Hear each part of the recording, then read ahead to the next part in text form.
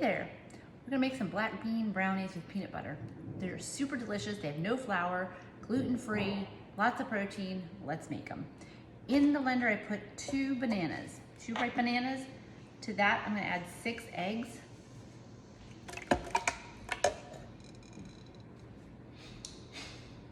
And a tablespoon of wildflower honey.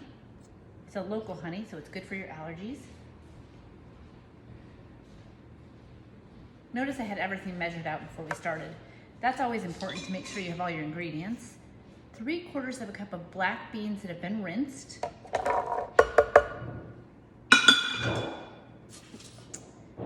2 teaspoons or thereabouts of vanilla. I like vanilla.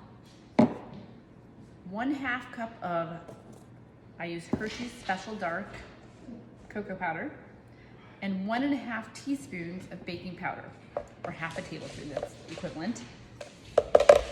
I'm just putting it all in the blender.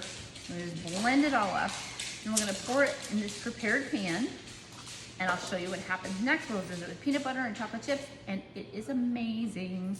Okay, so here we go. It's gonna be loud for a second, so I'm gonna put this on pause.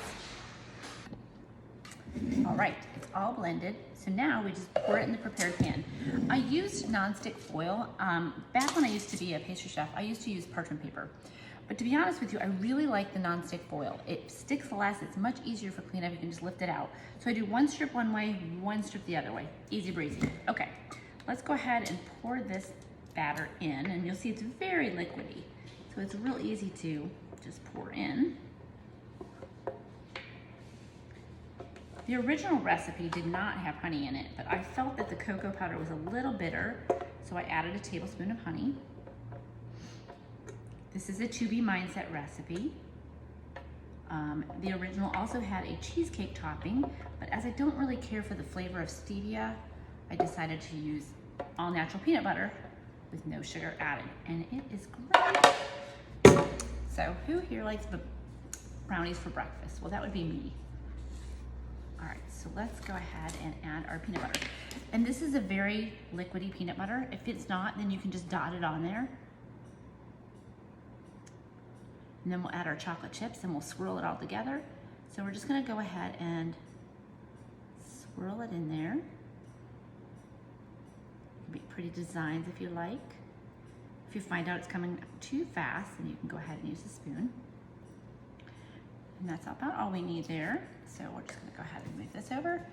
And since I will be eating this, I do not have to worry too much about touching the food because it's only for me.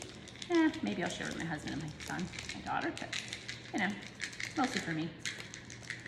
We'll sprinkle our chocolate chips on there. And if you like, you can swirl them in. I'll grab a spoon.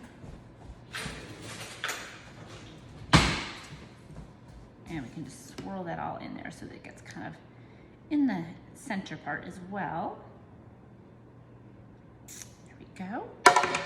And now into the oven for about 25 minutes. When they come out, you let them cool, or you can eat them warm. And I cut them in squares. It serves 8, so you get a nice big portion, and it is delicious. I hope you enjoy it. See ya.